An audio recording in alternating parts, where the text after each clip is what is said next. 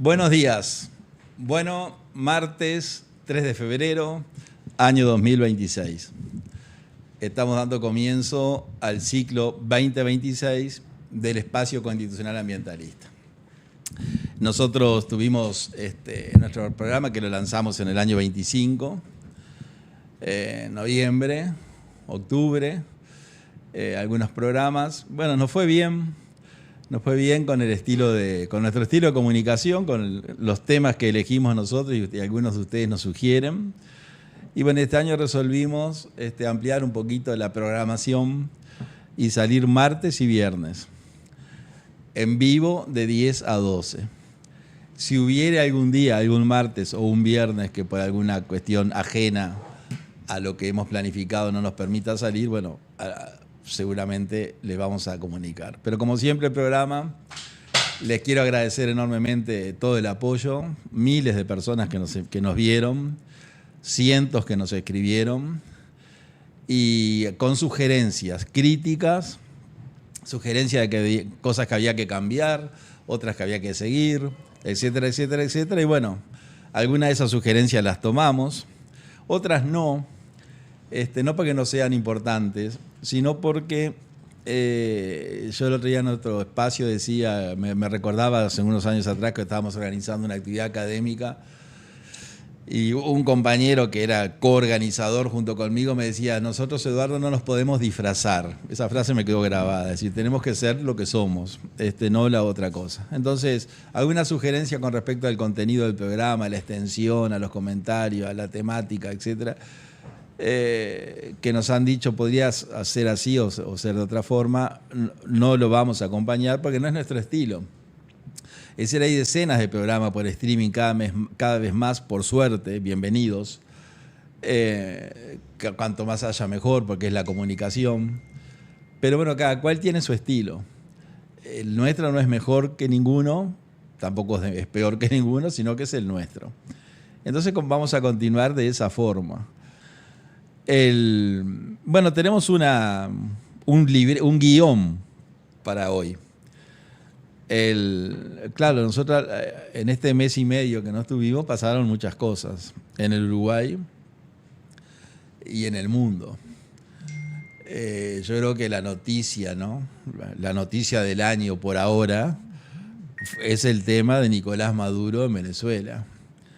La extracción, como se dice, el secuestro, como dicen otros, la invasión, como dicen otros, depende del punto de vista, de Estado. Pero el hecho real es que Estados Unidos, la Marina de Estados Unidos, fuerzas especiales de Estados Unidos, bajo las órdenes del presidente Trump, entraron en Caracas, fueron hasta el palacio donde estaba Maduro y se llevaban a Maduro y la señora, bombardearon ante algunos puntos estratégicos de la ciudad y ahí está Maduro desde el 3 de enero preso en Nueva York.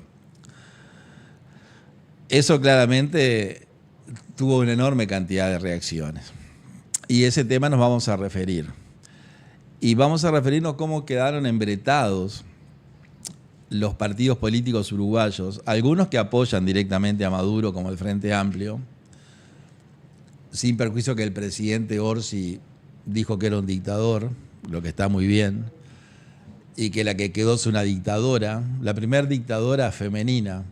Los grupos feministas frente amplistas deben estar súper contentos porque tienen la primera dictadora, que no había ningún precedente de dictadoras. Bueno, ahora las feministas frente amplistas, que defienden los dictadores, ahora estarán como más, digamos, realizadas, o será un paso más en su evolución al tener la primera dictadora, que es la presidenta actual, presidenta en ejercicio, como se dice, Delcy Rodríguez, que era igual que Maduro, es igual que Maduro, es más culta que Maduro.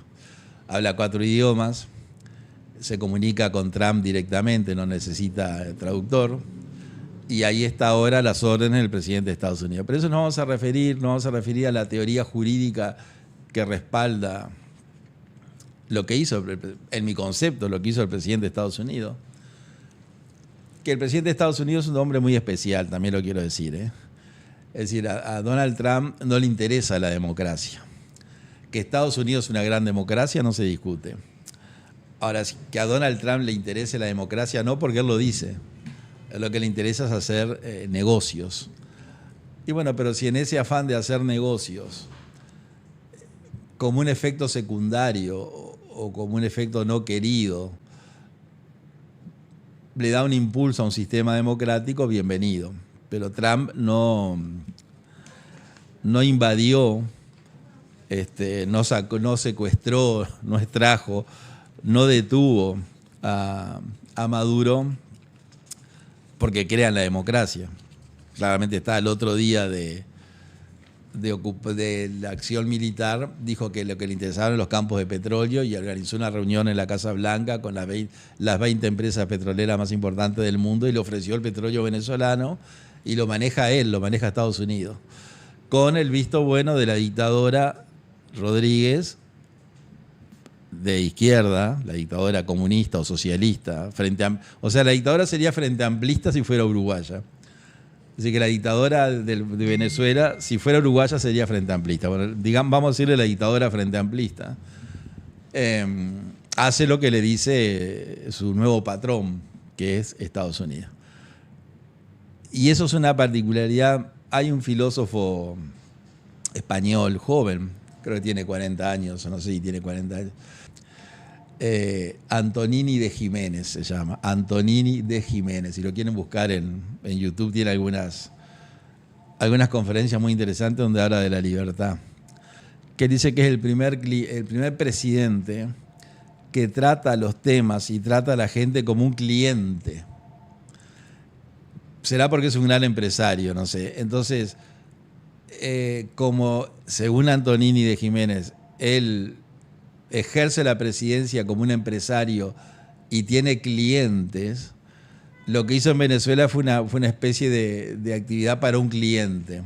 Los clientes son los petroleros que quieren el petróleo venezolano y los clientes para nosotros, para la oposición de Venezuela, era sacarlo a Maduro. No importaba el mecanismo. Y fue un mecanismo bastante limpio porque los muertos fueron la guardia personal de Maduro, que eran mercenarios cubanos. Mercenario es aquella persona con preparación militar que trabaja para un gobierno extranjero a cambio de un precio. O trabaja, por ejemplo, hay mercenarios en Ucrania. O sea, el gobierno ucraniano contrató gente experta y hay mercenarios en Rusia. Hay soldados de Corea del Sur, por ejemplo, Corea del Norte, perdón, que hacen las veces de mercenario en la guerra ucraniana. O sea que la figura del mercenario no es rara. Pero los cubanos que tenían rodeado a Maduro, que era la guardia personal, que murieron todos, más de 30, casi 40 creo, bueno, eran mercenarios. Y bueno, cuando uno toma una profesión corre el riesgo, ¿no? El que se dedica a hacer asados tiene el riesgo de quemarse, o que se le queme el asado, o quemarse él, un accidente doméstico. Bueno, el que se dedica a ser mercenario tiene el riesgo de perder la vida en esa actividad. Bueno, ellos perdieron la vida, más de 30, los recibieron en La Habana con honores fúnebres. Otra dictadura, una monarquía, que si fuera uruguaya sería frente amplista, admirada por ministros de este gobierno y por dirigentes muy importantes. Esa es la realidad. Es decir, que con esta introducción 10 y 17 vamos a empezar a tratar diferentes temas para el día de hoy. Voy a empezar con un tema que no lo ha tratado nadie y que es un tema jurídico y político. Es el de las licencias del presidente de la República. En el programa vamos a hablar bastante del presidente porque ha sido muy protagonista. Ustedes saben que el presidente de la República es un empleado público. Y como empleado público tiene los derechos de un empleado público. Cobra un sueldo, tiene derecho a licencia, tiene cobertura médica, es decir, tiene lo que tiene cualquier empleado público que nos pueda estar mirando. Los derechos que tengo yo como docente de la Facultad de Derecho. Cobro un sueldo, tengo derecho a licencia, etc. Ahora, la licencia del presidente es un poco especial, porque no es cualquier funcionario público. Que tiene derecho a licencia, no tiene ninguna discusión. Que tiene los días que corresponda de licencia, tampoco tiene discusión. Pero en el Uruguay tiene un procedimiento especial. ¿Por qué? Porque la Constitución establece cuando el presidente, en uso de su licencia, va a abandonar el país por más de 48 horas, la Cámara de Senadores tiene que autorizarle esa salida y sin la venia de los senadores, que se obtiene por mayoría simple, o sea, 16 senadores, y que siempre se vota por unanimidad, nunca un senador se negó a votar una licencia, bueno, se le concede la licencia. Ahora, si el presidente sale del país no porque va de licencia, sino por un viaje, como ahora que está en China, bueno, también, como el viaje, o sea, la salida del Uruguay lleva más de 48 horas, necesita autorización del Senado, según lo establece la Constitución. La autorización del Senado es por varias razones. Primero, porque el Senado, que es quien representa al cuerpo electoral, tiene que saber las razones por las cuales el presidente se quiere ausentar del país. Entonces, si el presidente no informa las razones, el Senado puede negarle la licencia.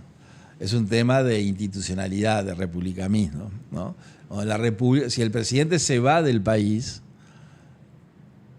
el país tiene que saber a dónde está su presidente. Eso es, yo diría, muy elemental, ¿no? Bueno, el presidente Orsi y el presidente Lacalle. Esto que voy a comentar se aplica al presidente Orsi, al presidente Lacalle Pou, al presidente Vázquez, al presidente Mujica. Es decir, no es un tema de Orsi, es un tema de la licencia presidencial, que se aplica perfectamente al presidente en el gobierno del presidente Lacalle Pou y al gobierno actual. Y honestamente les digo, no recuerdo y tampoco busqué cómo se instrumentaron las licencias personales del presidente Lacalle Pou. Lo digo es decir, este comentario no es contra Yamandú Orsi, eso es lo que le quiero aclarar. No es nada contra el presidente, es un tema de procedimiento. Entonces, para el Senado dar la licencia o dar el permiso para salir del Uruguay, el presidente tiene que decir por qué y a dónde va. Porque un país no puede estar con un presidente en el extranjero oculto. Es decir, a mí no me interesa si el presidente Lacalle Pou o el presidente Orsi va a Miami, a Italia, a Francia, porque puede ir y bien merecido que lo tendrán, y si fueron, felicitaciones. Es decir, no es un tema de dónde vacacionan los presidentes. El tema es que el Uruguay no puede otorgar una licencia a un presidente que se va al extranjero sin saber a dónde está su presidente. Y no recuerdo cómo fue el proceso de Lacalle Pou, no sé si él decía, me voy de licencia al extranjero y voy a tal lugar. Si lo dijo, bien, está bien, y si no lo dijo, está mal. Y para que no se piense que es algo con el presidente Orsi, lo digo también extensivo a Lacalle. ¿Por qué? Porque nosotros, un Estado, una república, no puede no saber dónde está su presidente. Cuando el presidente Orsi pide licencia ahora entre el 27 de diciembre del 25 y el 3 de enero del 26, una brevísima licencia para vacacionar, salían una cantidad de noticias que el presidente fue a Miami, que el presidente fue a Brasil, que el presidente fue acá, que el presidente fue allá. Todas especulaciones que en lo personal a mí me tenía sin cuidado dónde había ido el presidente. Es decir, me tenía sin cuidado por un tema, digamos, vamos a apagar un poquito el aire, por un tema de saber dónde estaba el presidente vacacionando. Pero el país tiene que saber a dónde va su presidente. Eso es lo que a mí me parece raro o irregular. El presidente tiene que salir del país, perfectamente, hay que votarle la salida.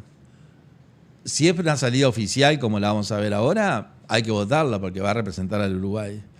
Si es una salida personal, también hay que votarla, pero tenemos que saber a dónde.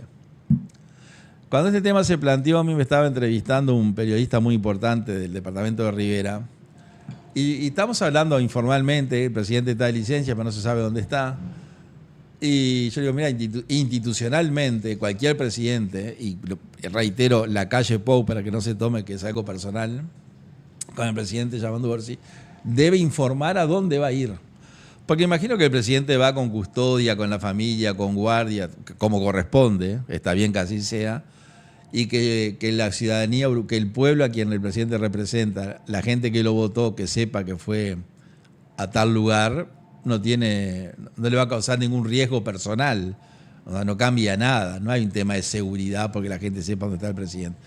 Es una interpretación jurídica que hago yo, de que cuando se votan las licencias presidenciales o cuando se vota la autorización para salir del país, el presidente debe decir a dónde va.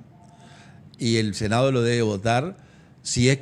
Imagínense que el presidente dice, bueno, me voy de vacaciones a Afganistán. Bueno, ahí no sé si el Senado le debería votar la venia, porque Afganistán es un país fallido. Es un país en el cual el presidente no tendría seguridad. O me voy de vacaciones a Yemen, que está en guerra. Entonces, no, mire, presidente, vaya a otro lado, cualquier lado, pero no ahí, porque usted ya dejó de ser el presidente que votó el Frente Amplio o el presidente que votó el Partido Nacional, en el caso de la calle Pou. Usted ahora es el presidente de todos los uruguayos y los ciudadanos tienen que saber dónde está su presidente cuando va al exterior. Acá en el interior, que esté donde quiera estar, pero cuando viaja al exterior,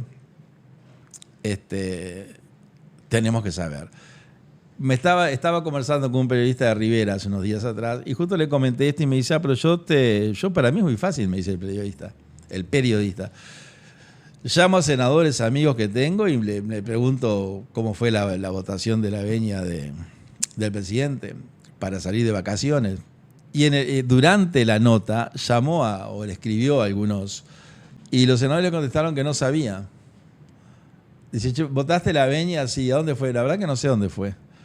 Bueno, eso que parece un detalle menor y que se aplica a todas las presidencias, lo reitero hasta el cansancio, no debe funcionar así desde el punto de vista jurídico. Si el presidente se ausenta del país, el país tiene que saber a dónde va su presidente, ya sea en una misión oficial o en una misión personal. Por algo, la Constitución exige el permiso para que salga. Y eso puede ser un tema menor, absolutamente menor, pero es un tema que me parece que jurídicamente deberíamos tener cuidado. Yo tengo 2 videitos que son entre los dos creo que suman menos de 1 minuto, en la sesión de la Cámara de Senadores donde se votó el permiso para salir del país por su actividad personal, o sea, su licencia, y el permiso para salir del país cuando se le concedió para que estuviera ahora en China, como está con una cantidad de gente. Bueno, el trámite con respecto a China se hizo correctamente. El presidente pide salir del país y dice por qué. El trámite para irse de vacaciones, que está bien que se vaya de vacaciones, perfecto. Y si lo hizo la calle Pou, como lo hace este procedimiento, también está mal. Lo voy a decir para que no se piense que es algo personal. El trámite en el Senado, donde se vota esa salida, desde el punto de vista jurídico e institucional y desde el punto de vista republicano, no fue correcto. El presidente cuando se va tiene que decir a dónde va.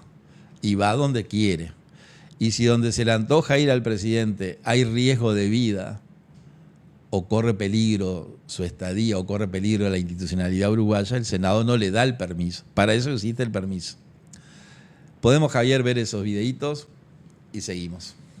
La autorización prescripta en el artículo 170 de la Constitución de la República, a partir del 27 de diciembre del año 2025 hasta el 3 de enero del año 2026. Saludo a la señora Presidenta con mi más alta consideración. Yamandu Orsi, Presidente de la República. Muy bien. Se va a votar la solicitud remitida por el señor Presidente de la República. 10 al 14 de febrero de 2026 pasará a ocupar la presidencia del Senado la señora senadora Blanca Rodríguez. Le hace una nota llegada a la mesa. Montevideo, 22 de diciembre del 2025. Señora Presidenta de la Cámara de Senadores, ingeniera Canoia Cose, de mayor consideración. Tengo el honor de dirigirme a la señora Presidenta a los efectos de solicitar la autorización prescripta en el artículo 170 de la Constitución de la República a partir del 29 de enero al 8 de febrero del 2026 con motivo de mi visita al Estado de República Popular China. Saludo a la señora Presidenta con mi más alta consideración. Yamandú Orsi, Presidente de la República. Se vota la solicitud remitida por el señor Presidente de la República. 28 en 28.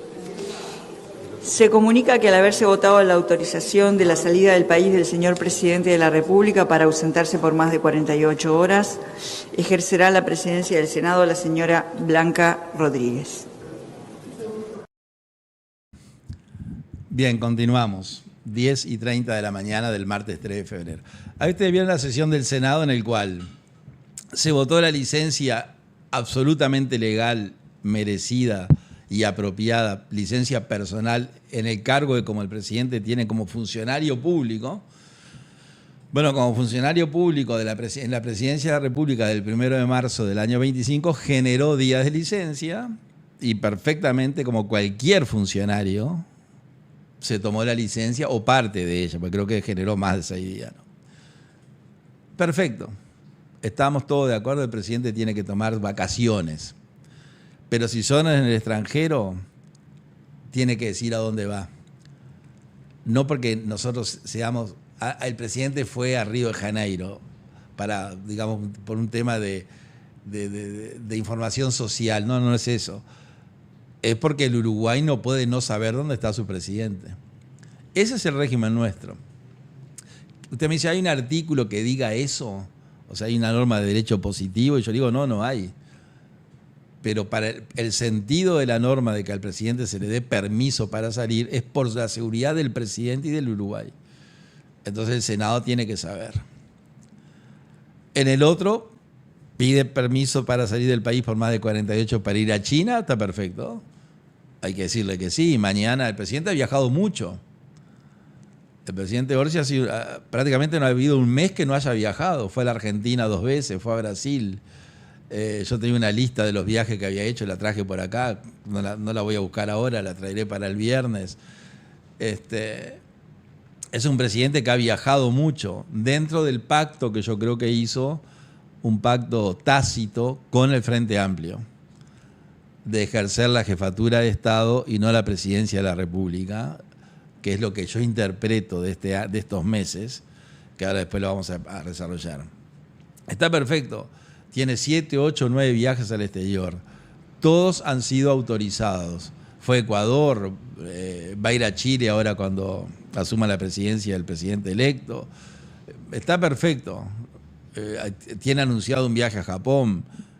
Perfecto que el presidente viaje lo que quiera viajar, lo que sea necesario según su razonamiento, siempre con el permiso del Senado. Así que es un tema menor, me da luz, hablando del trámite en el Senado para que el presidente vaya al exterior. Bueno, me parece que es un tema que no se trató, es un tema jurídico, es un tema importante en lo que respecta a la democracia. Es cierto, lo traje acá para recordarlo siempre, que la fórmula Orsi-Cose tuvo 1.196.798 votos. Y la fórmula Delgado-Ripoll tuvo 1.101.296 votos. La Corte Electoral registró 38.478 votos en blanco, 64.500 votos anulados y 35.761 votos observados. Es decir, que entre votos en blanco y votos anulados, es decir, ciudadanos que no votaron a ningún candidato, hay 110.000 votos. ¿No? 30 más 60, 90 y 8.000 más 4.000, 12.000, o sea que pasamos los 100.000 votos. Hay 100.000 uruguayos que no votaron a nadie. Lo anularon o votaron en blanco. Pero esto lo recuerdo siempre para que tengamos presente que el gobierno que tenemos actualmente, la gente lo votó. 1.196.000 contra 1.101.000, que era el gobierno del presidente Lacalle Pou, cuyo candidato Delgado Ripoll era una especie de continuidad. Es decir, lo que resolvió el cuerpo electoral fue no continuar con el gobierno de la coalición. Queremos el gobierno del Frente Amplio. Y el gobierno del Frente Amplio es el gobierno del Frente Amplio que la ciudadanía ha votado.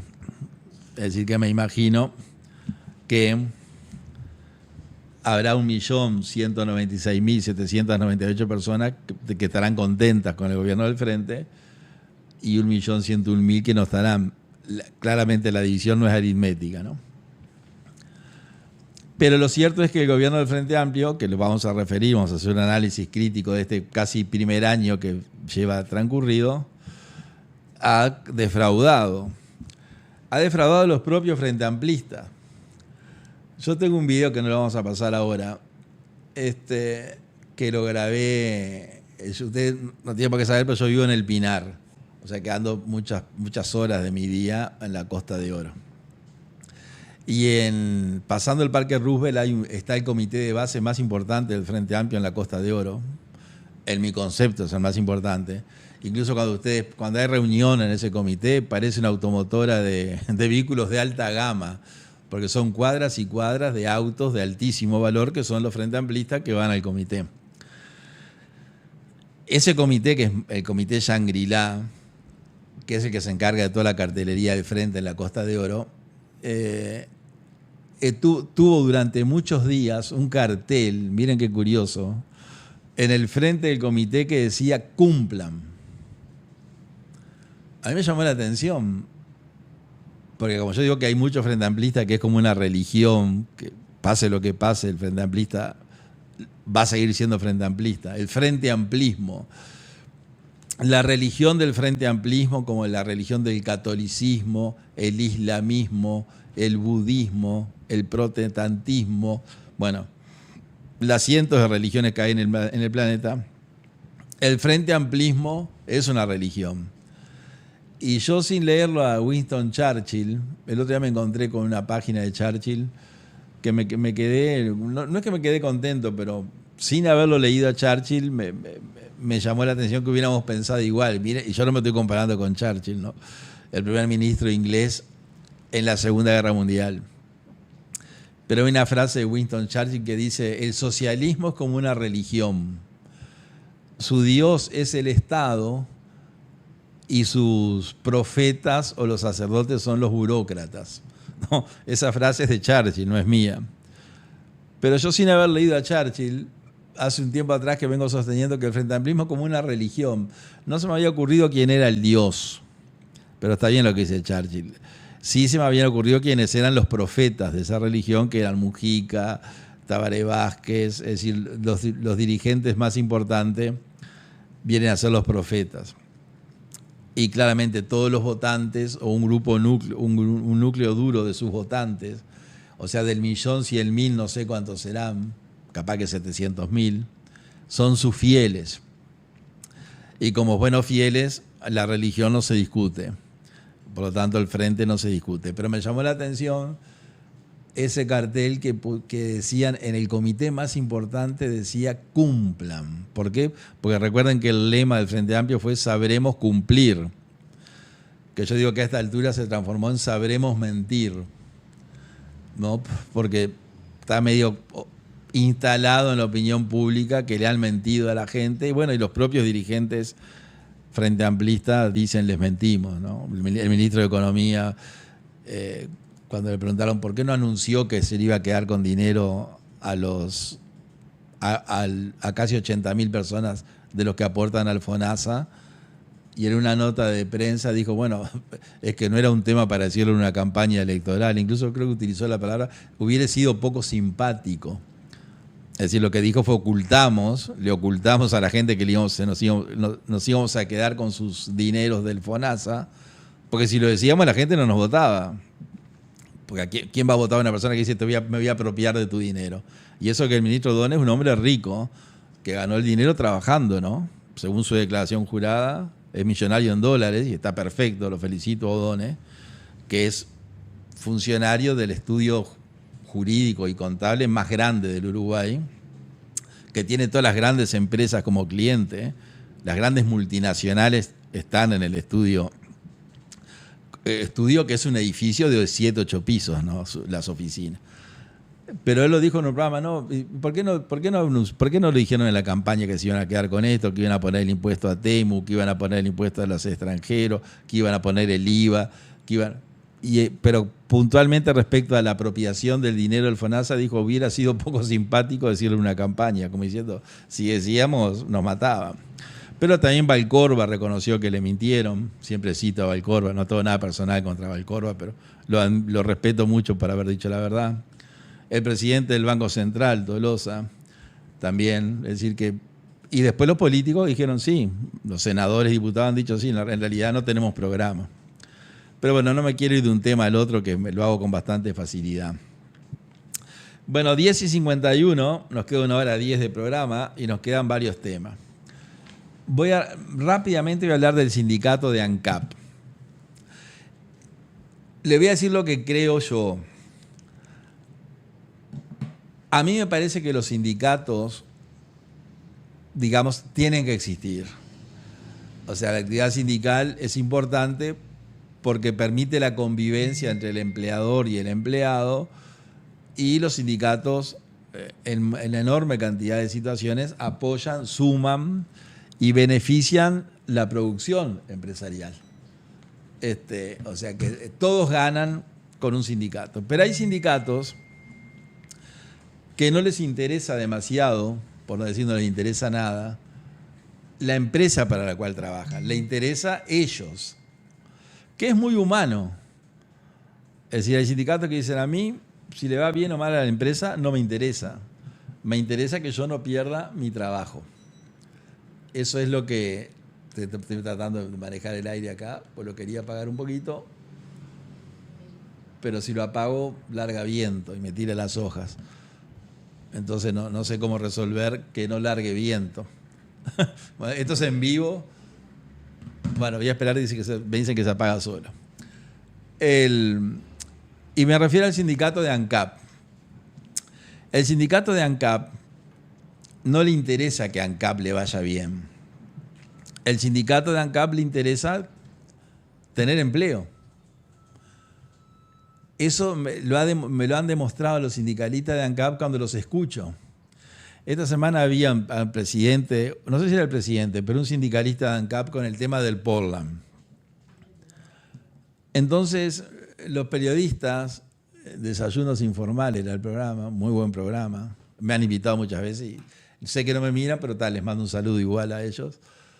Le trataban de hacer ver al sindicalista que la división Portland de ANCAP era lo peor que le puede pasar a ANCAP, porque según cifras oficiales, no es una cifra que tiro así a la rebatiña, sino así, desde el año 2000 al 2025, en 25 años, el Portland de ANCAP perdió $800 millones. Es decir, que con lo que perdemos del Portland de ANCAP eliminamos la pobreza infantil. ¿Cómo hacer? ¿Qué hay que hacer para eliminar la pobreza infantil? Hay que cerrar la división Portland de ANCAP. Ya está. Hay que decirle al Frente Amplio, usted que le encanta poner impuestos para sacarle plata al que trabaja y al que produce, porque son Frente Amplistas, y como buenos Frente Amplistas son socialistas, y como buenos socialistas no les gusta la propiedad privada. Y el dinero de la gente, como su cuerpo, el reloj, esta lapicera, es propiedad privada de la persona. Entonces ustedes van por la propiedad privada. Entonces, el sindicato de ANCAP, el sindicalista reconocía que perdían millones de dólares. Incluso el periodista le dice, porque él se cuenta que el año pasado perdimos, según dicen, ANCAP perdió 25 millones. Y el sindicalista le dice, y este año vamos a perder más. Le dice, vamos a perder 30 millones. Entonces ANCAP lo que tiene que hacer es cerrar la división Portland de ANCAP. Y a esas 200 personas que no les interesa ANCAP, que le interesa su empleo, bueno, métanlas en otros lugares de ANCAP o mándenlo para su casa y páguenle el sueldo. Porque son 200 personas frente amplista, los sindicalistas de ANCAP son frente amplista, y el gobierno de coalición que yo integré no tuvo la valentía de cerrar el Portland de ANCAP. Empezaban a dar vuelta al presidente de ANCAP, que sí, que acá, que la reestructura, que el horno de Paysandú, que el horno de Minas, que esto, que aquí, que la empresa pública, que si le vendemos a la obra pública, si no le vendemos a la obra pública. Miren si será desastroso y lamentable la actividad de ANCAP en el Portland, que el gobierno anterior hizo un llamado a interesados para venderle la planta. Escúchenme lo que les estoy contando. El gobierno del presidente Lacalle Pou prácticamente ofreció en venta la división ANCAP, la división Portland de ANCAP. Entonces, en esa venta, lo que planeaba el gobierno era venderla, no perder más dinero y que los empleados tuvieran y los funcionarios mantuvieran el empleo o iban a ser redistribuidos. No se presentó nadie. Ninguna empresa privada que tiene como fin el lucro se presentó a quedarse prácticamente gratis con la división Portland de ANCAP. Nadie la quiso. Bueno, el gobierno anterior debió haber cerrado la división Portland de ANCAP y si el sindicato hace un paro, que hagan paro. Un día, 2 días, 10 días, 15 días, algún día, un mes, 3 meses, 6 meses, no sé. En algún momento se iba a terminar el paro. Pero los uruguayos han pagado $800 millones en 25 años para que trabajen 200 personas que están aferradas a su empleo. Y ya sé que esto no les va a gustar a los empleados de ANCAP y los sindicalistas de ANCAP y los frente amplistas de ANCAP, pero a mí no me importa que no les guste, es un dato de la realidad. Si una división estatal, si una empresa de ANCAP que maneja cientos de millones, miles de millones de dólares por año, porque ahora están lucrando con la nafta y el gasoil, ganando $90 millones más, la ANCAP del Frente Amplio, de la que votó 1.161.000 personas, en el primer año ya ganó $90 millones de sobreprecio del combustible. Y este año va a ganar más porque el petróleo sigue bajando y la ministra de Industria con una soltura admirable dice bajamos la nafta 5 centésimos, 10 centésimos. O sea que ANCAP se le está quedando con la plata a los uruguayos, pero hay 1.161.000 uruguayos que quieren este gobierno, que fueron los que votaron al gobierno este. Y bueno, nosotros como respetamos la democracia me parece macanudo. Lo que tenemos que hacer es de ese 1.160.000, capaz que hay 700.000 que son los fieles de la religión, del frente amplismo, y que van a seguir creyendo en el Dios del Estado, como dijo Churchill, y en los profetas, no sé, Sánchez, la Eminencia Roja, la Eminencia Roja debe estar contento ahora, porque está en China. O sea, el doctor Díaz, la Eminencia Roja comunista, está en un país comunista, así que debe estar como pez en el agua. Comunista desde el punto de vista político, capitalista y liberal desde el punto de vista económico. O sea, China es una cosa media rara. China sería, si fuera uruguaya, sería, desde el punto de vista político, sería como el Frente Amplio, y desde el punto de vista económico es como la coalición de gobierno.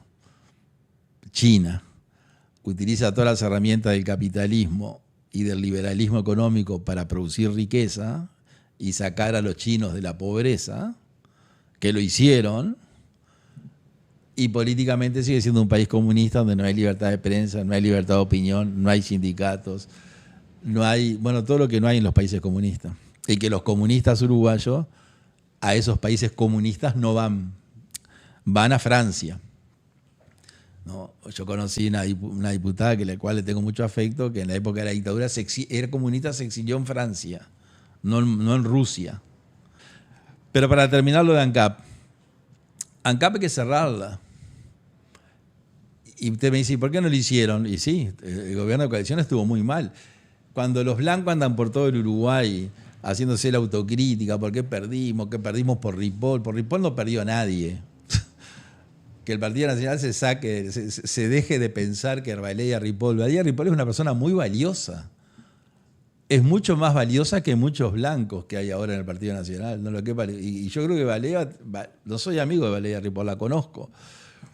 creo que va a tener una carrera política muy importante. Esperen que entre al Senado y le va a ir bastante bien en el Senado. O sea que es una persona valiosa. Fue un hallazgo para el Partido Nacional incorporar a Valeria Ripoll. Y no perdió por Valeria Ripoll, porque además se cuenta que, como decía la maestra, un razonamiento elemental. Yo le propongo esto. Piensen que ustedes son blancos, del Partido Nacional. Entonces dice, no, como a mí no me gusta Valeria Ripoll, voy a votar a Carolina Cose. ¿Ustedes se imaginan que alguien haya razonado así? Porque para decir el Partido Nacional perdió por Valeria Ripoll, que es un disparate decir eso, el blanco enojado porque pusieron a Valeria Ripoll, dice, no, yo estoy enojado, entonces voto a Carolina Cose. No, eso como la maestra que me corrigió, eso no lo admite nadie que tenga media neurona. ¿Cómo una persona que se enoje con los blancos por Ripoll va a votar a Cose?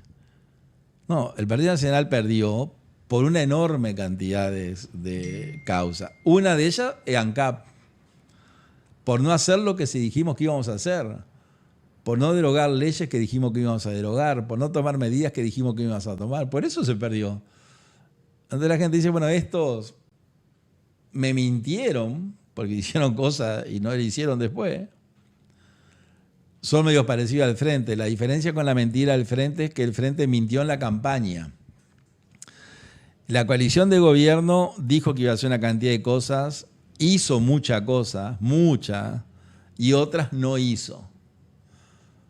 Hay algunas medidas de gobierno que la coalición no pudo hacer porque no podía, porque no tenía los votos o porque no lo pudo hacer. Esas son atendibles. Y hay otras medidas de gobierno que teniendo los votos, la coalición no lo hizo porque no quiso. Sencillito. Si uno tiene los votos para derogar una ley, ¿por qué no la deroga? Porque no quiere. Ahí es donde falló parte de la coalición. ¿Cuál es la mentira del Frente Amplio? Que le mintió a la gente diciendo que tenían un programa de gobierno que no tenían. Primera mentira. Porque el lema de Yamandú Orsi ahora no es sabremos cumplir, es sabremos mentir. Ese es el lema del presidente. Sabremos mentir. ¿Se acuerdan que la publicidad del presidente fue sabremos cumplir? Por eso el comité de base puso cumplan. Pero el nuevo lema del presidente es sabremos mentir. Porque son unos mentirosos. Porque el que miente es mentiroso. El presidente de la República, los ministros de Economía, que han dicho una cosa y han hecho otra.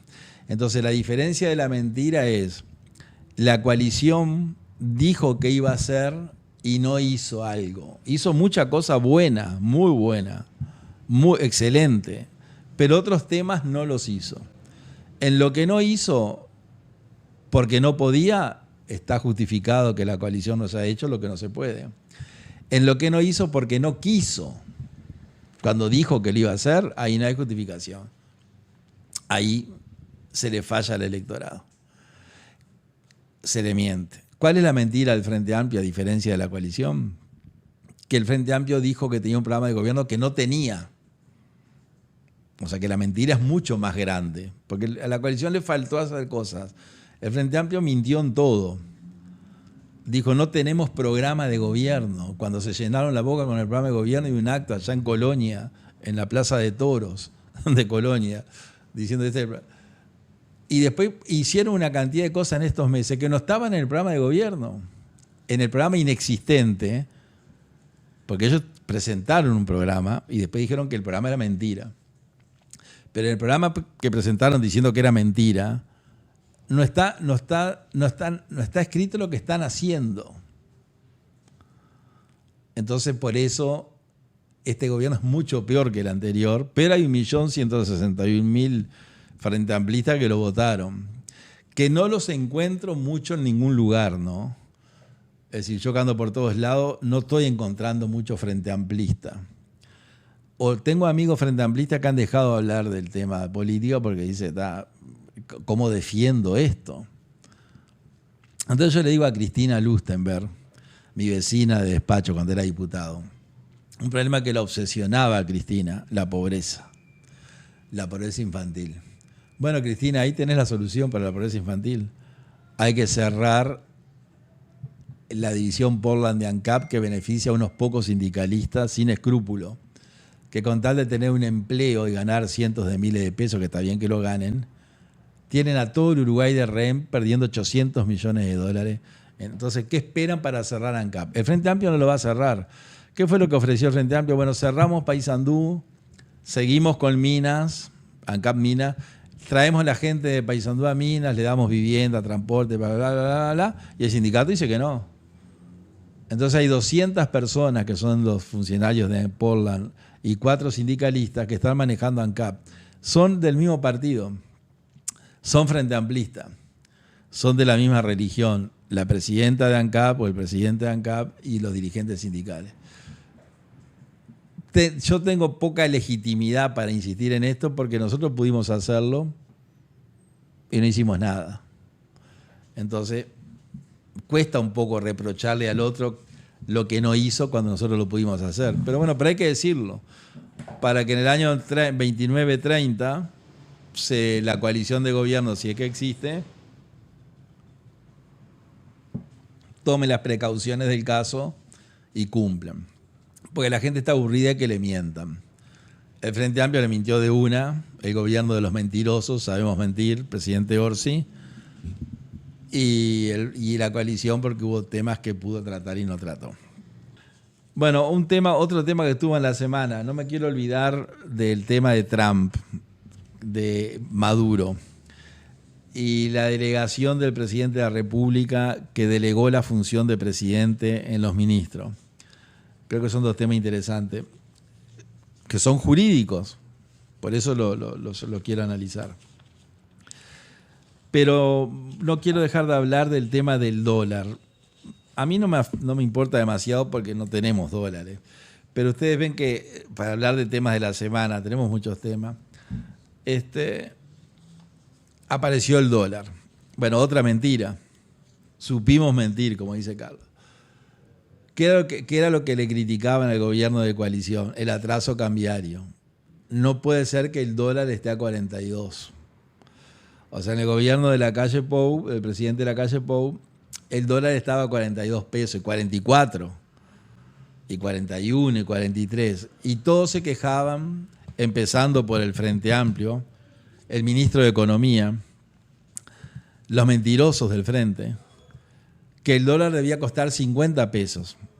Incluso creo que había un estudio de la Asociación Rural o de la Federación Rural, no estoy seguro, que estimaba que el valor real era cercano a 50 pesos. Ni hablemos del Instituto Cuesta Duarte, que lo maneja el Partido Comunista, del PIC-CNT, que es lo mismo, ¿no? PIC-CNT, Frente Amplio, Partido Comunista, son todos sinónimos.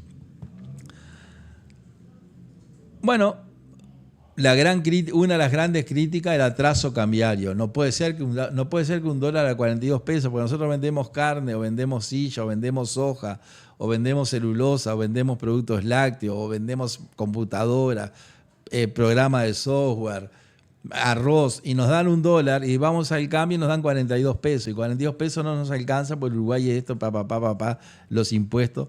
Entonces el atraso cambiario, todos los economistas frente amplistas mentirosos hablando del atraso cambiario. Entonces, bueno, ganó Yamandú con O'Donnell a la cabeza. O'Donnell y Valcorba y el presidente del Banco Central, Tolosa, un trío. Y la copresidencia en el Poder Ejecutivo, el Yamandú Orsi, la eminencia roja de Rotor Díaz, y el futuro candidato del Frente Amplio en la presidencia del 2029, el señor Sánchez, el de que las vacas en verano no comen, como decía él. Bueno, ¿qué fue lo que dijimos? Lo que respiró aliviada la Federación Rural, la Asociación Rural, la Cámara de Industria, la Cámara de la Construcción, bla, bla, bla, bla, bla. Bueno, ahora el dólar se va a 50. Si un tema de campaña de los que supimos mentir, como dice Carlos, era el dólar tiene que costar 50 y no 44 y 43 como el gobierno de coalición. ¿Qué es lo que pasó con el dólar en 8 o 9 meses? Se vino a 38. ¿Cómo a 38? Sí, ahora está a 38. Entonces, ¿qué es lo que pasa con los economistas frente amplistas que no hablan más del atraso cambiario? ¿Qué es lo que pasa con O'Donnell? Entonces O'Donnell dice, no, como estamos preocupados, él está preocupado, claro, y el presidente del Banco Central. Entonces se reúne el Banco Central y toma una medida ridícula. Voy a bajar la tasa de interés medio punto. No la voy a explicar porque ni yo la entiendo. Pero según ellos, bajando la tasa de interés, el dólar subía. Se reúnen un lunes o no sé qué día, bajan la tasa de interés medio punto, creo que de 7 a 6,5. El dólar de 37 subió a 38, el otro día bajó de nuevo. Es decir, que seguimos con el dólar planchado entre 37 y 38 pesos. Entonces, si con el gobierno de coalición el dólar estaba a 42 y era un escándalo, bueno, ¿cuándo van a decretar un paro?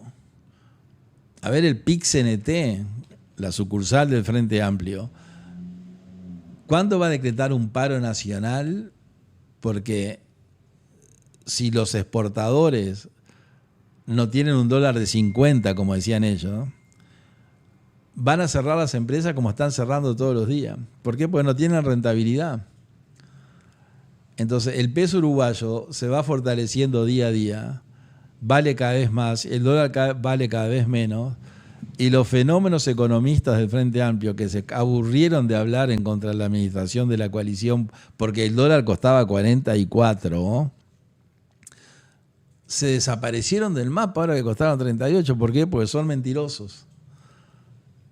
Supimos mentir, sabremos mentir. Cumplan, como dijo el comité de base. Cumplan. Sabremos mentir.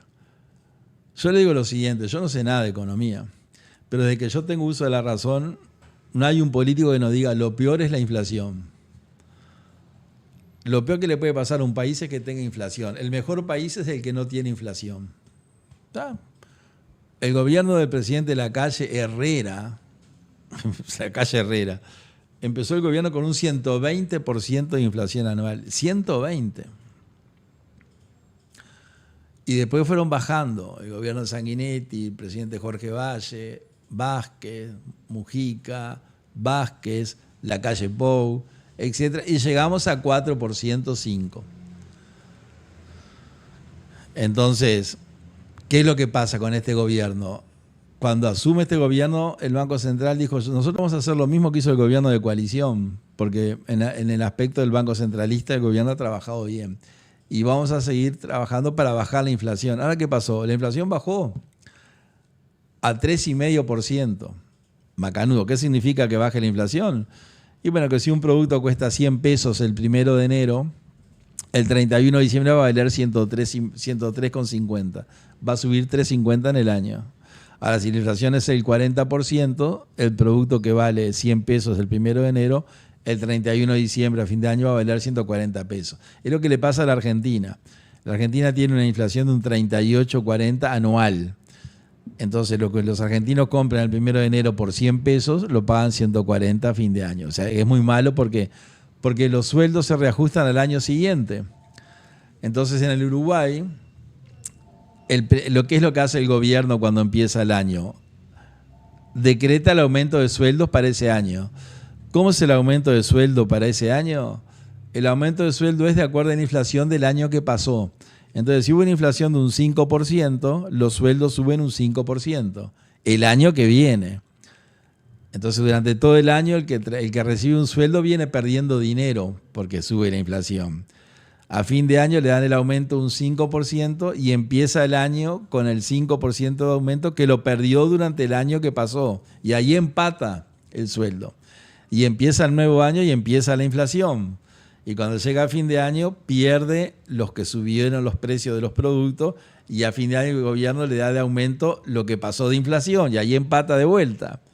Eso es así, es un ciclo interminable. O sea, el trabajador siempre pierde porque le dan la plata después que la perdió pero ya la perdió, no la recupera. Es para que empiece el año y el año ya empieza a perder de nuevo. Entonces, como todos dicen, bajar la inflación es lo mejor. Ahora resulta que la inflación bajó y este gobierno dice, es muy malo que baje la inflación. O sea, al Uruguay lo perjudica que haya inflación baja. Yo no entiendo eso. Simplemente lo planteo como una cosa curiosa. Todos los gobiernos luchan por bajar la inflación. El único objetivo del presidente Milei es bajar la inflación. El Uruguay logró el mecanismo para bajar la inflación y el gobierno dice ahora nos perjudica bajar la inflación. Tiene que haber inflación. Una cosa rarísima. No podemos seguir que es el gobierno de los mentirosos. Una cosa muy extraña. Es decir que eso es un comentario que quería hacer, simplemente compartirlo porque en realidad no entiendo mucho. El tema del dólar también tiene que ver con el consejo del presidente Tolosa. Yo no tengo nada contra Tolosa, simplemente lo cito porque es una persona importante. El economista Tolosa es el presidente del Banco Central. Una persona muy formada, ya lo dije en un programa anterior, es decir, una persona con mucha capacidad. Tengo acá los datos que están en internet, ¿no? El doctor es doctor en economía de la Universidad de California, Los Ángeles. Entre el año 2010 y el 2016 gerenció representaciones del Fondo Monetario Internacional en varios países de Europa. Fue consultor, bla, bla, bla, bla, bla, y ahora es presidente del Banco Central. O sea que es una persona joven y muy formada y que trabajó siempre en el exterior en temas bancarios. ¿Qué es lo que ha hecho Tolosa en los últimos meses? Le ha dicho a la gente que tiene que vender los dólares. Una cosa rara. Porque si vende los dólares, el dólar baja. Entonces miren lo que está pasando. O'Donnell dice que el dólar bajo no es demasiado... O sea, todos dicen que el dólar barato es malo. Sirve a quien, al que importa. O sea, al que compra productos. Lo que van a hacer ahora, Orsi que fue a China... con los 150, bueno, toda esa gente, los 150 que fueron a pasear a China, y está bien, si querían pasear, lo malo que lo pagamos nosotros, van a comprar productos baratos y los van a traer. Yo me imagino lo que va a ser la cinta del avión, bueno, 23 kilos por persona, creo que permiten, y en algunos casos 40. Si no, se traerían todo. Pero bueno, hay que aprovechar el precio chino. Pero miren lo curioso. El presidente del Banco Central dice que hay que vender los dólares. Le dice a los uruguayos, ustedes si tienen dólares pierden plata.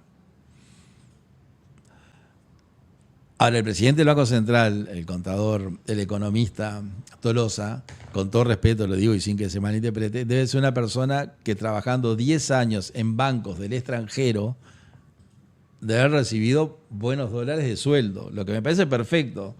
Es lo que tiene que suceder. Ahora, yo lo que le pregunto es si él cerró su cuenta en dólares. Porque el mejor ejemplo que puede dar el presidente del Banco Central es decir, uruguayos salgan del dólar, que eso es lo que él dice. Vendan los dólares y pasen a moneda nacional para dejar de perder plata. Entonces yo le pregunto, usted, presidente, ¿tiene cuenta en dólares o cerró su cuenta en dólares? Porque como trabaja para la banca extranjera, los sueldos eran en dólares. Es decir, que no dependía de usted que no le pagaran en dólares. Ahora, sus cuentas personales en dólares, ¿las pasó todas a pesos? Como para aconsejarle a la gente que haga eso. Porque además pasa lo siguiente, si toda la gente vende los dólares, que en el Uruguay el 70% de los ahorros de los uruguayos está en dólares. Es el segundo país de América del Sur en cantidad de dólares ahorrados, Uruguay. Hay un solo país que está primero que Uruguay. Uruguay es el segundo país de América del Sur en dólares, en depósitos bancarios en dólares. Y el presidente del Banco Central dice, hay que vender todos los dólares.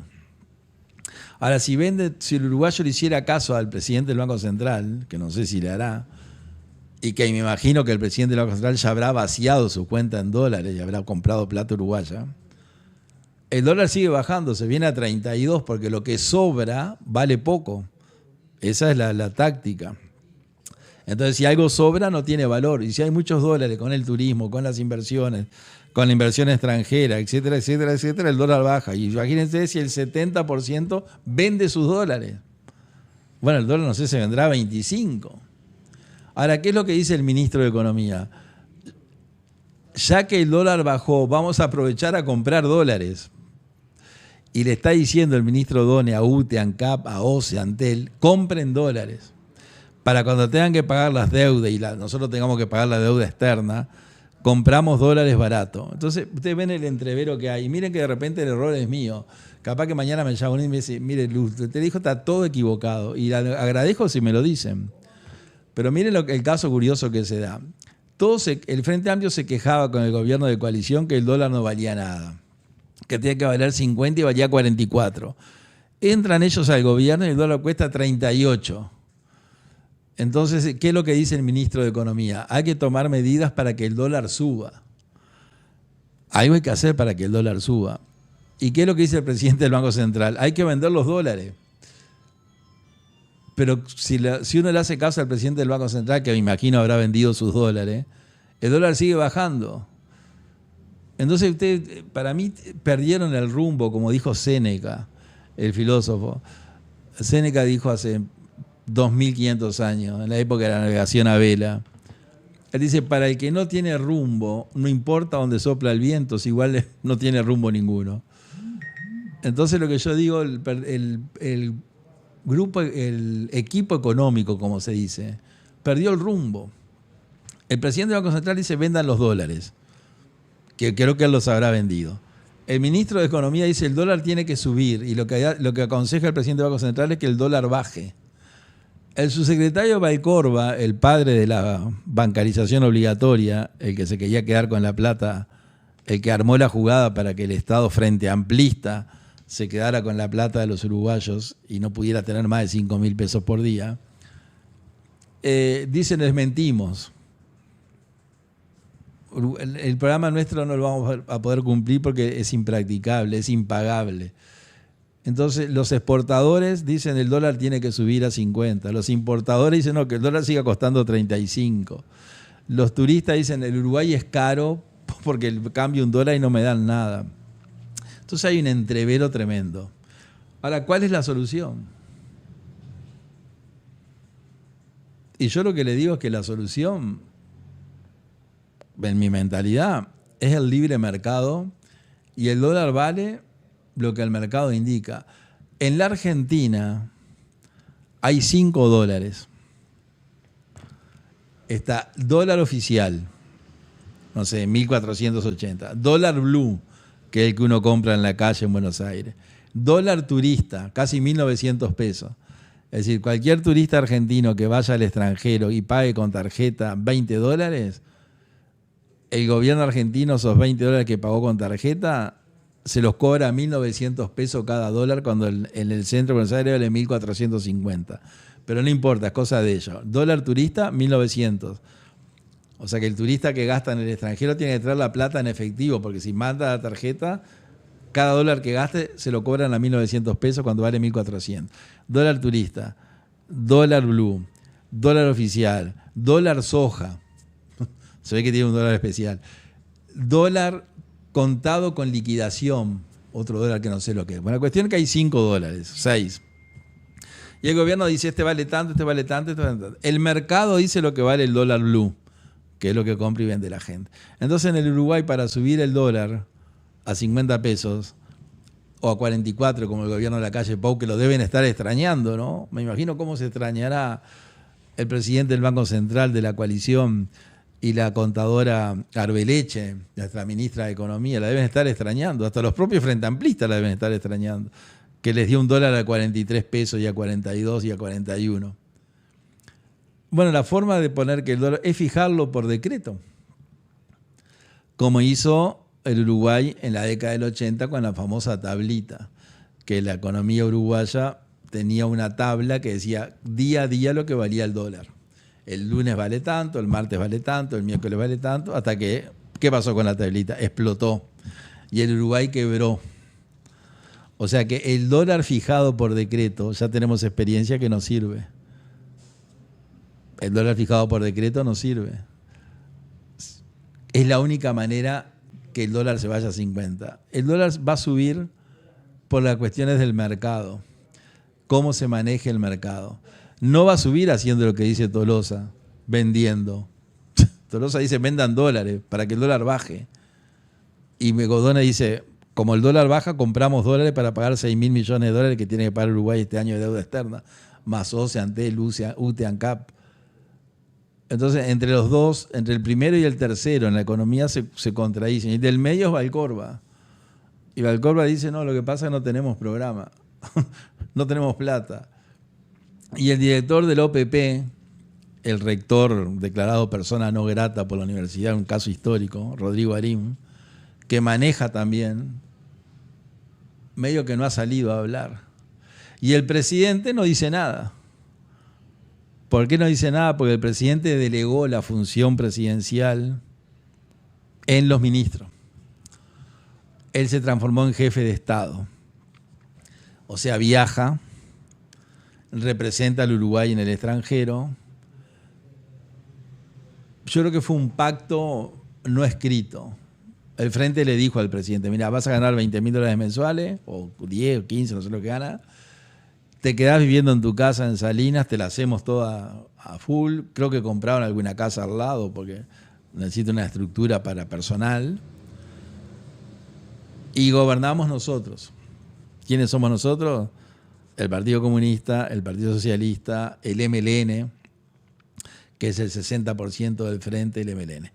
Ese es un tema que lo voy a tratar con la Constitución.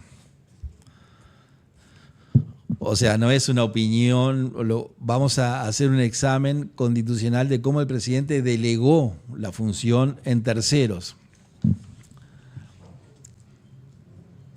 Cierro el tema de los bancos. Acá tengo... estuve sacando los sueldos del Banco Central.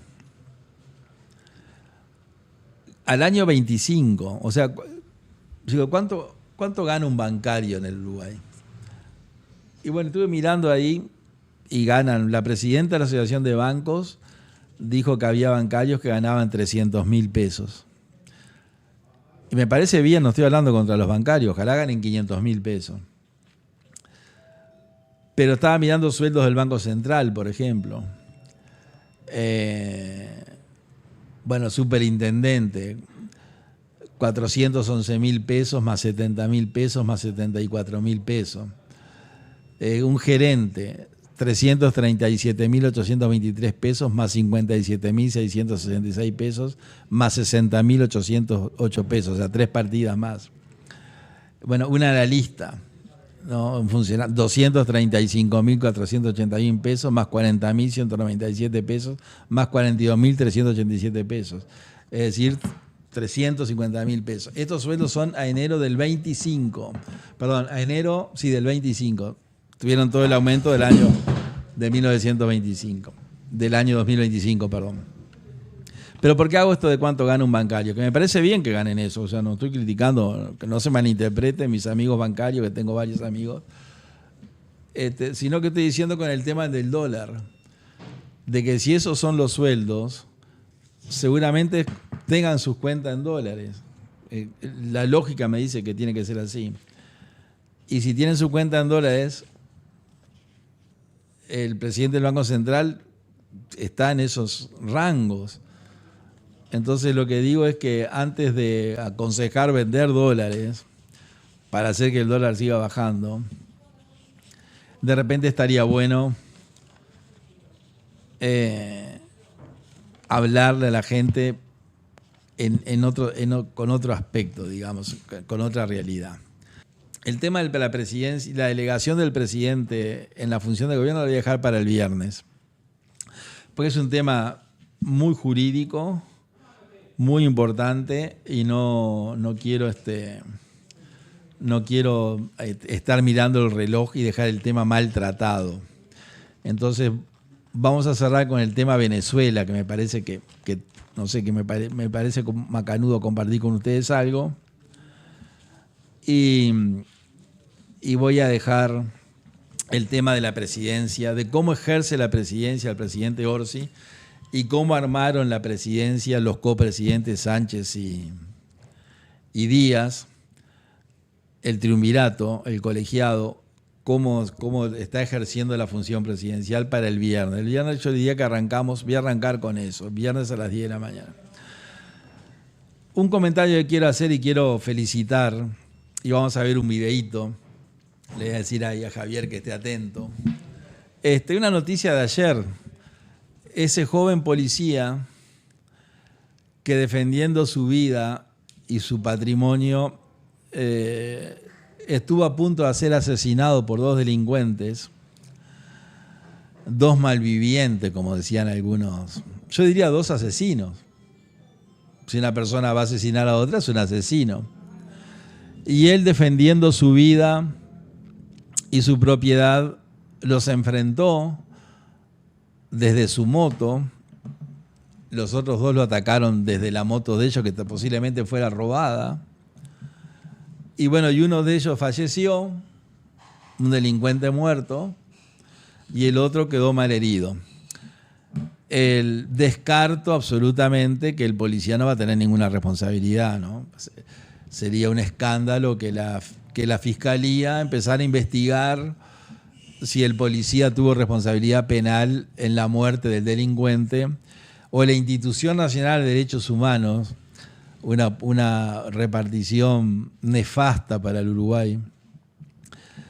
Que un día vamos a hablar de la institución. Yo, como era diputado, presenté una acción de inconstitucionalidad sostuve que la creación de esa institución de derechos humanos es un decir, se preocupan de los derechos humanos de alguna parte, que tiene en su directorio gente muy politizada,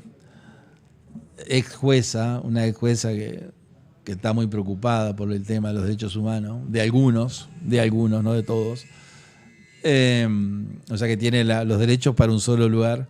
Espero que la institución no salga mañana a perseguirlo al policía, porque lo que el policía hizo es lo que todos los uruguayos queremos que la policía haga: eliminar la delincuencia. Que el Frente no lo va a hacer porque no tiene programa.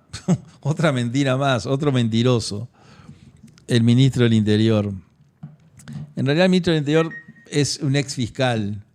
La Constitución le prohíbe hacer política, o sea que él, hasta que lo nombraron ministro, no hacía nada de política, porque tiene prohibido por la Constitución. Y cuando entró como ministro, recuerdan que dijo: la lucha contra el narco está perdida, o sea que a los narcos nos ganaron. El ministro dijo, no la policía. La policía, por suerte, no le hizo caso al ministro y ha tenido récord de confiscaciones de drogas. La policía, no el ministro. El ministro es un derrotado. Es como el héroe de la tragedia griega. Él dice: estoy derrotado, no lo digo yo. Dice que no tiene programa de seguridad, lo dijo él. Le pidió a los partidos de la coalición que le hicieran un programa, una cosa insólita. Digo, si serán mentirosos, ¿no? El principal problema que tienen los uruguayos es la inseguridad. Y el ministro del Interior dice: no tenemos programa de seguridad. Y la gente lo votó igual. Los fieles del frente amplismo, de esa religión, cuyo Dios es el Estado, como dijo Churchill, y sus profetas son los burócratas, y sus seguidores, sus fieles, son los votantes. Bueno, el ministro del Interior dice: estamos derrotados con los narcos. No tenemos plan de seguridad. Vamos a decirle a la oposición, a la coalición, que nos haga uno. La coalición le hace un plan y el ministro dice que no le sirve el plan.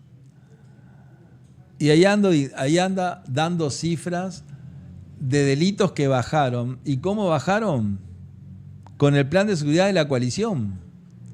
Es decir, que si los delitos bajaron, cosa que no sé si bajaron 2 o 3 o 10 o 20 o 30%, subieron, la verdad que no sé, pues yo no les creo demasiado. No les creo porque son mentirosos. Pero si bajaron, póngale que hayan dicho la verdad, porque hay otra persona que cuenta que no miente. Los delitos que bajaron, los bajaron con el programa de seguridad de la coalición, porque el ministro dice: yo no tengo programa de seguridad. Voy a tenerlo en el 27, casi cuando esté por terminar el periodo. Ahora, ¿cómo la gente puede pensar en votar al Frente Amplio? Yo les hablo no a los 700.000 fieles, que esos, aunque le prendan fuego a la casa, los van a votar igual, porque son de izquierda. No sé, pues les gusta a la izquierda. No van ni a Cuba, no van a Corea del Norte, no van a los países izquierdistas, no van a Venezuela, van a todos los países capitalistas, pero les gusta a los izquierdistas. Una cosa rarísima. Bueno, por esos 700.000 uruguayos que votan, aunque los maten, aunque maten un familiar, los van a seguir votando porque son religiosos. Ustedes ven que la religión es irracional, es emocional. Bueno, esos 700.000, pero hay 400.000 que van y vienen, que hoy votan a uno y mañana votan. Bueno, a esos 400.000 hay que acudir, digamos, en el año 29, los que estén dedicándose a la política, para ver si pueden captar o convencerlos de que cometieron un error y que vuelvan a votar partidos que amen la libertad de comercio, la libertad de empresa, los derechos humanos y la democracia, cosa que este gobierno se pronuncia expresamente en contra, y acá lo tengo. Tengo los comunicados del Frente Amplio en contra de la democracia. Ahora ya en China va a estar recontento, porque el primer lugar que fue el presidente Orsi y los 100 que fueron con él, o 200, fue al Museo del Comunismo. ¿Y qué le habrán mostrado? ¿Cómo asesinar? Las fotos de fusilando gente. Porque eso es lo que hizo el comunismo en todo el mundo. Pero para no irme del tema y en los minutos que nos quedan, quiero compartir el videíto que es público, está por todas las redes, que lo filmó una cámara de seguridad que puso el gobierno anterior, en los accesos de Montevideo, cuando dos delincuentes en moto quieren asesinar a un policía y el policía, defendiéndose, elimina a uno. Entonces, ¿es una buena noticia? Claro. Hay una persona que ya tenía antecedentes penales por delitos gravísimos y que salió a matar gente, porque salió a eso, y bueno, fue eliminado. Es mucho mejor noticia esa que hubieran matado al policía o eliminado al policía. Y el otro está herido. No sé en qué situación está. Pero eso como quedó grabado y ahí se ve la indefensión. El policía en su moto y los otros también en moto, pero con uno manejando y el otro con toda la facilidad de que no manejar. Le arrima el revólver a la cabeza y bueno, por una circunstancia, por un milagro no hizo impacto y la cuestión se revirtió. Podemos ver ese videíto y arrancamos con el tema Venezuela. Policía abatió a un delincuente y hirió a otro durante un intento de rapiña. El policía circulaba por Ruta 1 cuando fue interceptado por los dos delincuentes, que le dispararon y repelió la agresión. El abatido tenía 22 años y un antecedente.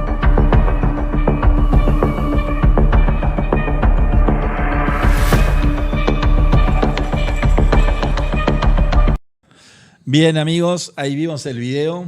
Yo también lo estoy viendo acá. El policía con su campera blanca. El delincuente, cuando se le pone a medio metro, le dispara y luego le dispara ya alejándose. Y el milagro se dio de que el policía se salvó y el delincuente no. Estoy viendo los mensajes acá. Para el viernes, OCE. Gustavo de San Antonio. Sí, el viernes vamos a hablar de OCE, vamos a hablar de Casupá. Yo fui a Casupá la semana pasada, por eso quiero hablar de eso. Y de la delegación del presidente. Carlos me dice, no va a tener responsabilidad el policía gracias a la LUC. Muy bien, Carlos. La LUC amparó esta conducta del policía. Que el Frente Amplio llevó a un referéndum para derogarla. Esto hay que decirlo hasta el cansancio. Si hubiera sido por el Frente, este policía termina preso. El otro muerto. El delincuente eliminado. Pero el policía preso. Pero gracias a la LUC, como bien nos dice acá, que creó la figura de la defensa propia, impropia, digamos, o la defensa propia atenuada, el policía queda libre. Y el Frente Amplio el Frente Amplio votó en contra, como se sabe que todo vota en contra, pero no solamente votó en contra, hizo un referéndum, el cuarto referéndum en la historia del Uruguay, para dejar esto sin efecto, o sea, para proteger a los delincuentes, para proteger a los sindicalistas, para proteger a los piqueteros, para proteger a los huelguistas, para eliminar las adopciones, para eliminar los arrendamientos sin garantía.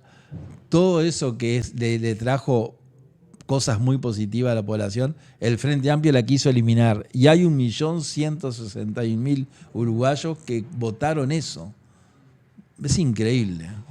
1.160.000 uruguayos que votaron al MLN, al Partido Comunista y al Partido Socialista, que buscan la destrucción de esto. Pero no solamente la buscan, hicieron todo lo posible para destruirlo. Pero es la religión. Quiero cerrar el tema, nos quedan pocos minutos con el tema de Venezuela. Y no voy a leer los chats, los leo después. Tenía un cuento para hacerles de un joven que nació niño y la transformaron en niña. Un cuento no, una noticia, y que se terminó suicidando. Que lo voy a dejar para el viernes. No, una noticia, una historia real. Por un error quirúrgico toman la decisión de transformar un varón en mujer. Y cuando llegó a los 30 años se mató. Venezuela. Todos saben lo que pasó en Venezuela. Vino a Estados Unidos, entró, bombardeó 4 o 5 lugares de Caracas. No sé qué hizo porque no tengo demasiada información. Inmovilizó todos los radares, bla, bla, bla, bla. Entró a la casa presidencial, se llevó a Maduro y a la señora y hoy lo tiene preso. Y lo está juzgando. Y está gobernando Venezuela. Y está diciendo que dentro de 2 años va a haber un periodo de transición y que dentro de 2 años dentro de 1 año va a haber elecciones libres y que ahí va a asumir el que gane las elecciones y todos los dictadores venezolanos, amigos del Frente Amplio, van a salir del gobierno. Algunos terminarán presos, otros terminarán muertos y otros terminarán disfrutando los millones de dólares por ahí. ¿Qué es lo que pasó? El 3 de enero, que el presidente no estaba en Uruguay, el presidente Orsi estaba de licencia, se produce en la madrugada de ese 3 de enero la extracción, como se dice, de Maduro y su señora de su casa, no sé, de la casa de gobierno, no sé dónde estaban. Y en ausencia del presidente de la República, el gobierno uruguayo se pronuncia. Eso es grave. Es decir, cuando el gobierno uruguayo se pronunció, el presidente no estaba ejerciendo, estaba en el exterior, estaba de paseo, como hablamos al principio, estaba de licencia. Porque la licencia era hasta el 3 de enero y él se reintegra el 4 de enero. Es decir que cuando el gobierno uruguayo se pronuncia, el presidente no se pronuncia. Y eso es parte de la teoría de que delegó la función presidencial. No se pronunció. Se reintegró el 4 y cuando se reintegra le preguntan al presidente qué opinaba y él dijo, opino lo que dijo el canciller. O sea, opino lo que dijo el ministro. Eso es muy grave, pero esa es parte de la teoría de la delegación que hizo el presidente Orsi en sus ministros. El presidente dijo, yo soy jefe de Estado, me dedico a viajar y a inaugurar cosas, etcétera, y ustedes gobiernen. Y eso fue lo que pasó en el caso Maduro. El 3 de enero la Cancillería uruguaya saca un comunicado defendiendo a Maduro. No sé qué decirlo. Ahora el ministro de Relaciones dice, nosotros no reconocemos a la dictadora, pero él a Maduro lo defendió hasta el mismo 3. Lo dice el comunicado, no lo digo yo. Ahora lo voy a leer. Lo voy a leer. Pero el presidente no, porque el presidente cuando pide licencia, toda la competencia del presidente pasa al vicepresidente, en este caso Carolina Cose, la ingeniera Cose, que es vicepresidenta en ejercicio de la presidencia. Entonces, todo lo que salió el 3 de enero fue con la aprobación de Carolina Cose, no de Yamandú Orsi, que no estaba en el Uruguay y que aún estando no podía hacer nada porque estaba de licencia y hasta que no recuperara el ejercicio de la presidencia, cualquier decisión que tome un presidente de licencia es nula. Entonces el presidente Orsi hizo bien. No se pronunció sobre Venezuela porque no era el presidente en ejercicio, era el presidente electo de licencia y el presidente en ejercicio era la vicepresidenta. Y el comunicado de la Cancillería fue lo que opinaba el ministro de Relaciones Exteriores, al cual se le delegó. y tal vez la presidenta Kose en ejercicio, no lo que pensaba Orsi. Por eso Orsi después le preguntan, ¿usted cree que es un dictador? Y dijo, sí, y está bien que haya pasado eso si se van los dictadores, si no sigue la dictadura. Que no fue lo que dijo el comunicado. Se dan cuenta que esto es muy interesante para el análisis que vamos a hacer el viernes de cómo el presidente delegó su función de presidente en los ministros. Y acá hay una prueba contundente. En el caso de Venezuela, él no se pronunció la presidenta Kose y el ministro de Relaciones Exteriores. Cuando le preguntan al presidente Orsi, él dice, ¿qué opina? Y yo digo lo que dijo la Cancillería, o sea, lo que dijeron los otros. Yo no digo nada, porque no puedo decirlo porque no estaba en ejercicio de la presidencia. Y después cuando le preguntaron ya en ejercicio de la presidencia, dijo que le parecía bien si se terminaba la dictadura. Si seguía la dictadura como siguió, le parecía mal. O sea que no sé, pienso que querría que siguiera Maduro. Una cosa rara. Eso es así. Eso acá no es una opinión, es un relato de los hechos de lo que pasó. Estados Unidos ingresa legítimamente. Y acá tengo que decirle al Partido Nacional. El comunicado del Partido Nacional es una vergüenza. Hablando de la no intervención. Y se olvidaron de Rodríguez Larreta. ¿Dónde está la doctrina de Rodríguez Larreta del Partido Nacional del año 45? ¿Qué es lo que le da la legitimación a esto que pasó? Y ahora lo voy a compartir con ustedes. Pero vamos al comunicado. ¿Qué es lo que dice el Partido Comunista? Acá tengo el comunicado del 3 de enero. Partido Comunista del Uruguay.